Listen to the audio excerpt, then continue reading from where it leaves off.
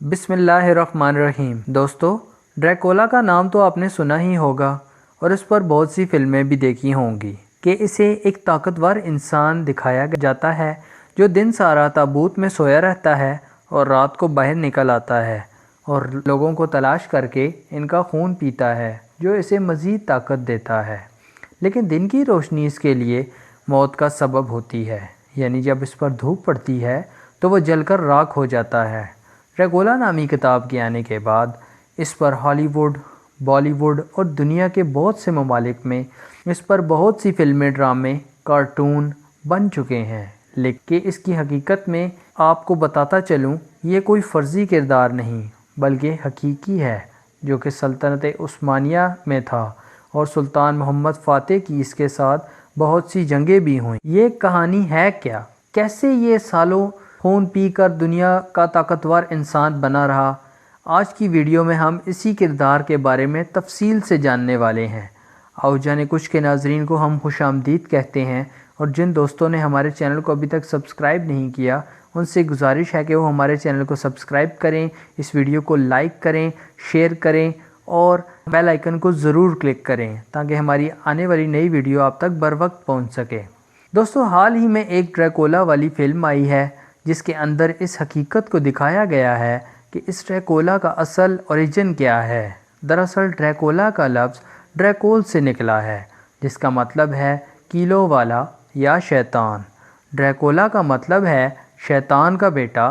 یہ نام سب سے پہلے ڈریکولا کے باپ کو دیا گیا جب اس نے خلافت عثمانیہ سے بغاوت کرنے والی ایک تنظیم کے اندر شمولیت اختیار کی تو اس کو ولاد کا نام دیا گیا، یعنی شیطان کا بیٹا۔ یہ نام بعد میں اس کے بیٹے ولاد دوم کو بھی دیا گیا جسے ڈریکولا کہتے ہیں، اور ڈریکولا اس وقت ایک چھوٹے سے علاقے ملیشیا کا شہزادہ تھا جو کہ آج کے موجودہ دور کے ارمینیا کے پاس ہے۔ اس کے آس پاس کے ممالک انتہائی طاقتور تھے۔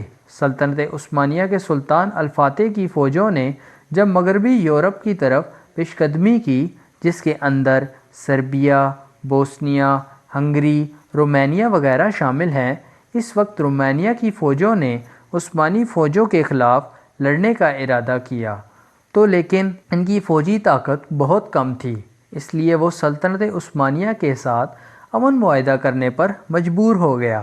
اس معاہدے کے مطابق ولاکیہ کے بادشاہ ولاد نے اپنے بیٹے ولاد دوم اور راڈو کو جدید تعلیم کے لیے استنبول بھیج دی جو کہ سلطنت عثمانیہ کا مرکز تھا۔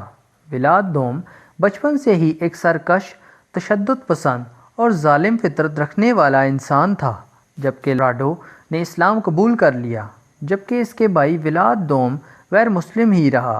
ولاد دوم کی تعلیم مکمل ہونے کے بعد سلطنت عثمانیہ کے سلطان نے اسے اس کے ملک ولاکیہ بھیج دیا، جہاں جا کر اپنے باپ کے بعد وہ وہاں کا تخت سنبھال سکے۔ سلطان نے ایسا اس وجہ سے کیا کہ رومانیہ کے لوگ عیسائی تھے اور وہ عیسائی شخص کے علاوہ کسی اور شخص کی حکمرانی قبول نہ کرتے، تو ولاد نے وہاں جا کر حکومت قائم کر لی اور حکمرانی ملنے کے بعد اس کی ظالمانہ فطرت سامنے آنے لگی۔ اس کے اندر کا تشدد پسند حیوان بھی جاگنے لگا اور یہی بعد میں ڈریکولا بن گیا، یعنی شیطان کا بیٹا۔ اس کے ظلم کی وجہ سے لوگوں نے اسے ڈریکولا کا نام دیا جو کہ مشہور ہو گیا۔ سلطان نے اس سے معاہدہ کیا تھا کہ وہ واپس جا کر اپنا مخصوص ٹیکس ادا کرتا رہے گا، مگر اس نے واپس جا کر کئی سال تک سلطنت عثمانیہ سے نظریں پھیر لیں، اور یہ ٹیکس سلطنت عثمانیہ کے لیے بہت ضروری تھا، لہٰذا سلطان نے اپنا وفد اس کی طرف بھیجا جنہوں نے اس کے دربار میں جا کر سلطان کا ٹیکس لینا چاہا۔ ولاد دوم نے سب سے پہلے ان کا مذاق اڑایا اور کہا کہ اپنے سر کی پگڑیاں اتار کے اس کے دربار میں آیا جائے، جبکہ مسلمانوں کا پگڑیوں کے بارے میں یہ ماننا تھا کہ یہ فخر کی علامت ہے اور اللہ کے علاوہ کسی کے سامنے نہیں جھکائی جاتی، لہٰذا سب نے انکار کر دیا اور کہنے لگے یہ پگڑیاں صرف اللہ کے سامنے اتاری جا سکتی ہیں۔ تو ڈریکولا نے غصے میں آ کر حکم دیا کہ ان سب کے سروں کے اندر کیل ٹھوک دیا جائے، لہٰذا ایسے ہی ہوا۔ اس ظلم کے بعد سلطان نے اپنے قریبی وزیر حمزہ پاشا کو حکم دیا کہ وہ ولاد دوم کو زندہ یا مردہ گرفتار کر کے لے آئے۔ جبکہ خود ڈریکولا کی تربیت ترکوں کے پاس ہوئی تھی۔ وہ زیادہ جنگجو ہوتے ہیں اور کسی کے سامنے نہیں جھکتے، لہٰذا ڈریکولا یہ اچھے سے جانتا تھا کہ جنگ کیسے ہوتی ہے۔ اس نے گھات لگا کر حمزہ پاشا کی 20,000 فوج کو بالکل ختم کر ڈالا، ایک شخص کو بھی زندہ نہیں بخشا۔ یہ وہ منظر تھا جب ایک میدان کے اندر ہر طرف ایک دائرے کے اندر 20,000 نیزے لگے پڑے تھے، ہر ایک نیزے پر ایک ترک کی لاش موجود تھی، جبکہ 2 سب سے اونچے نیزوں پر حمزہ پاشا اور اس کے یونانی وزیر کی لاش تھی، جس کی موت کو کئی مہینے گزر چکے تھے، جن کے جسموں پر قیمتی لباس کی باقیات ہوا میں لہرا رہی تھیں۔ یہ بہت دشتناک منظر تھا۔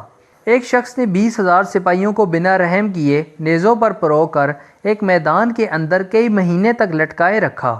آپ اس شخص کی دہشت کا اندازہ اس کے دماغ سے لگا سکتے ہیں۔ سلطان نے اس کے بعد راڈو کو، جو کہ اس کا بھائی تھا، ڈریکولا سے لڑنے بھیجا، جنہوں نے بڑی بہادری کے ساتھ اس کو میدان جنگ میں شکست دی اور پکڑ کر زندان میں ڈال دیا۔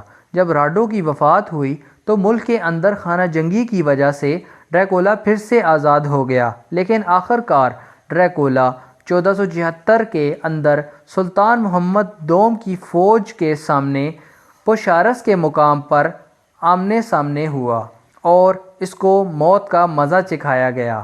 اس کا سر کاٹ کر استنبول کے مرکزی دروازے پر لٹکایا گیا، جہاں اس کا سر کئی مہینوں تک لٹکا رہا۔ ڈریکولا کے بارے میں یہ مشہور ہے کہ یہ انسانی خون اور گوشت کا عادی تھا۔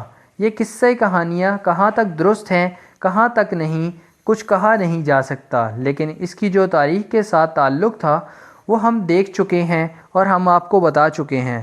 دوستو، امید ہے کہ آپ کو ہماری ویڈیو بہت پسند آئی ہوگی۔ نئی آنے والی ویڈیو تک ہمارا انتظار کیجیے، ہمارے چینل کو لائک کریں، سبسکرائب کریں، اس ویڈیو کو ضرور شیئر کریں۔ تب تک کے لیے اللہ حافظ۔